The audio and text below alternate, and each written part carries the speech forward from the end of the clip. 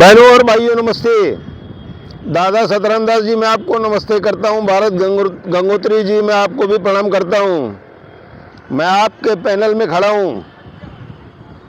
दोस्तों, मैंने बहुत बार आपको याद दिलाया, 1 महीने से मैं लगातार चिल्ला रहा हूं कि ये जो दशहरा मैदान है, मैं चारों तरफ से आपको दिखाऊंगा कि कितना बड़ा ये मैदान है।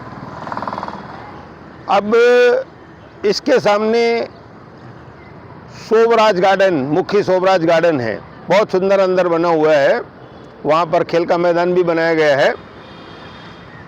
दोस्तों, मनपा की बेंच लगी हुई है, मनपा की दीवार लगी हुई है, मनपा की दीवार लगी हुई है।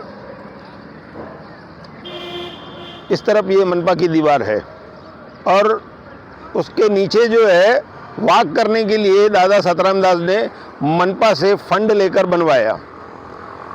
दोस्तों, ये हाई मास्क जो लाइट है, यह भी उल्लासनगर महानगर पालिका की है। ये आप पूरा मैदान देख रहे हैं, उस तरफ सुलभ शौचालय है महानगर पालिका का।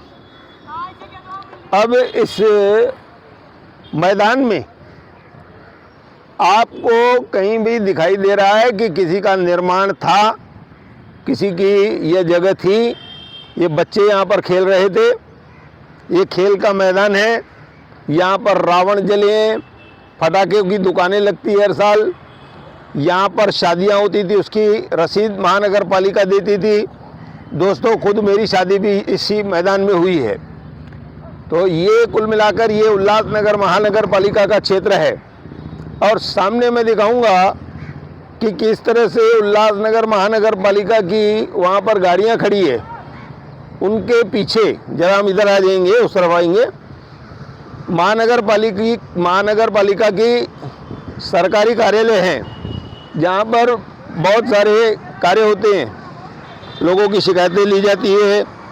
सैनिटरी का विभाग वहाँ पर है, बिजली का विभाग वहाँ पर है। तो दोस्तों, ये कुल मिलाकर यहाँ पर बहुत सारे कार्य होते हैं, बहुत सारे यज्ञ हुए यहाँ पर, बहुत सारे सत्संग हुए यहाँ पर, और उसके बाद कभी कभी सभाएं भी हुई है यहाँ पर।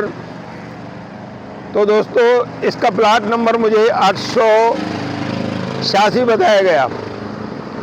अब ये जो मैदान है, इस मैदान की माप 6500 के आसपास बताई जाती है, 6500 वाल। अब इसकी सन्नत निकल गई है। मैंने बहुत सारे नेताओं को बताया और मैंने पढ़ा इसमें। अब 6500 वाल ये ज़मीन है। सन्नत निकालने वालों ने 13,500 वाल निकाली है। तो बाकी सन्नत कौन सी ज़मीनों पर यहाँ निकली है? क्या ये जो पीछे वो जो दिखाया जा रहा है, ये घर जो हैं, उन सब की भी सन्नत निकल गई है। और उसके बाद एक और ज़मीन थी, उसकी भी सन्नत निकल गई है, ऐसा लगता है।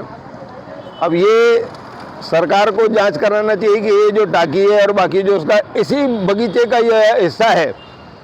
किसी ज़माने में यहाँ पर टाकी बन रही थी, तो दादा सतराम ने कहा यह मैदान खुला छोड़ा जाए, क्योंकि यहाँ पर खेल वगैरह होते हैं। तब उन्होंने टाकी का प्रस्ताव यहाँ पर रखा, तो ये टाकी यहाँ पर बनी है और ये बगीचा है। बाकी आप देखेंगे इतना बड़ा बगीचा है जो काफ़ी सालों से है और बहुत सुंदर तरीके से अंदर बनाया गया है। अब यहाँ पर जब सरकारी ये मालमत्ता है, तो क्या इतनी बड़ी ज़मीन की जानकारी सन्नत अधिकारियों को नहीं है जो सन्नत देते हैं? तो आखिर ये सन्नत निकली कैसे है? क्योंकि इसका बताया जाता है कि TDR चढ़ा दिया जाएगा, अल्टरनेट सन्नत चढ़ा दी जाएगी। आप आगे आइए मेरे साथ। ये जो बताया जा रहा है, ये सामने भी कुछ आधी ज़मीन उस हिस्से में है, पानी वाटर सप्लाई को है। तो ऐसा लगता है कि उस ज़मीन की भी जो सन्नत है निकल गई है। अब 13,500 वाल समझ लीजिए कि कितनी बड़ी ज़मीन इसकी सन्नत निकली है। तो कुल मिलाकर हमारे उल्लासनगर 5 के जो नेता हैं, या हमारे आदरणीय दादा सतराम दास जी, या हमारे आदरणीय भाई भारत गंगोत्री जी, जिनका ये पैनल है, उनसे मैं निवेदन करूंगा कि भैया कम से कम इस प्लाट की आप रक्षा करिए कि ये प्लाट आखिर इसकी सन्नत निकल जाएगी। तो मुझे ये भी बताया गया कि ज़मीन तो यही रहेगी ना। अरे भैया, और सामने उसको 6,500 वाल का बिना किसी लागत के उसको 30 करोड़ रुपए का फ़ायदा हो रहा है, ऐसा बताया गया। तो इसकी जांच सरकार को भी करनी चाहिए कि आखिर उल्लासनगर में ऐसे कितने भूखंडों का जो सन्नत निकाल दी गई है। मैंने बताया था वहाँ पर जो हमारे, कभी मैं वो भी दिखाऊंगा आपको, बगीचे के सामने वाटर सप्लाई के 2 ब्लॉक बने हुए हैं, उसकी भी सन्नत निकाल ली गई है। दोस्तों, कुल मिलाकर मैंने ये बताया, आज आपको दिखाया। मैंने कहा था कि मैं इसके चित्र दिखाऊंगा, आज आपको मैं दिखा रहा हूँ। और मैंने जो बताया, जो मेरा फ़र्ज़ था, वो मैंने पूरा किया। अब नेताओं को चाहिए कि इस ज़मीन को बचाएं और इसकी सन्नत नहीं निकलनी चाहिए। अगर निकल गई है तो कहीं चढ़ देनी चाहिए और उस सन्नत को रद्द करवाया जाए, ऐसा कहकर मैं धन्यवाद कहता हूँ।